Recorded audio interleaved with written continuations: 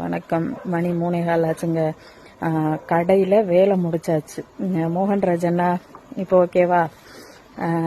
மிக்க நன்றி. உங்கள் நல்ல எண்ணத்துக்கு நான் தலை வணங்குறேன். என்னன்னு கேட்டிங்கன்னா, அந்த அண்ணா சொல்லியிருந்தாங்க கடை முடிச்சாச்சுங்காதீங்க, தொழில் வளரணும், கடையில் வேலை முடிச்சாச்சு அப்படின்னு சொல்லுங்கள் அப்படின்னு சொல்லியிருந்தாங்க. மிக்க நன்றி. நான் உங்களுக்கு கண்டிப்பாக இனிமேல் அப்படியே சொல்கிறேன். இன்றைக்கி என்னென்னா 90 செகண்ட் கொடுத்ததுனால என்னால் பேச முடியலங்க. சாயந்தரம் பேசுனல அதே இதுதான். உங்களுக்கு பிடிச்சதை நீங்கள் செய்யுங்க. உங்களுக்கு ஒழுக்கமாகவும் உங்களுக்கு நேர்மையாகவும் நீங்கள் இருந்தீங்கன்னா அது போதும். யாருக்காகவும் உங்களை நீங்கள் மாற்றிக்காதீங்க.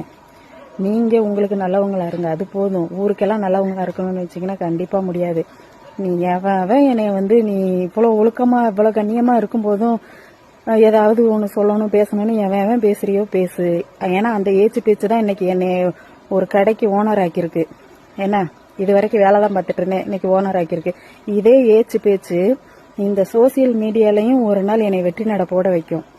கண்டிப்பாக நீ பேசு. அதெல்லாம் என்னோட வெற்றி படிக்கட்டா நினச்சி ஏறி நான் போய்கிட்டே இருப்பேன்.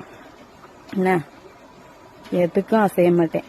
நான் பண்ணுறது கரெக்டு, நான் போகிற வழி கரெக்டு, கண்டிப்பாக நான் பண்ணுவேன். நீ என்னென்ன பேசணுமோ, யாராரு என்னென்ன பேசணுமோ பேசிட்டு போயிட்டே இருங்க. All the best. எனக்கு தான் நல்லது. மிக்க நன்றி. அதே மாதிரி நல்ல உள்ளம் கொண்டவங்களும் உங்களுக்கு ஏதாவது நெகட்டிவாக ஏதாவது ஒன்று வருதா, பேசுகிறாங்களா, பேசட்டும். அவங்க பேசிட்டு அதே இடத்துலயே தான் இருப்பாங்க. நீங்கள் வளர்ந்துட்டு போயிட்டே இருப்பீங்க. அதை மட்டும் ஞாபகத்தில் வச்சுக்கோங்க. எதுவானாலும் உங்கள் மேலே விழுந்த தூசி மாதிரி அப்படி எடுத்து அப்படி போட்டு போயிட்டே இருங்க. அவ்வளோதான். All the best.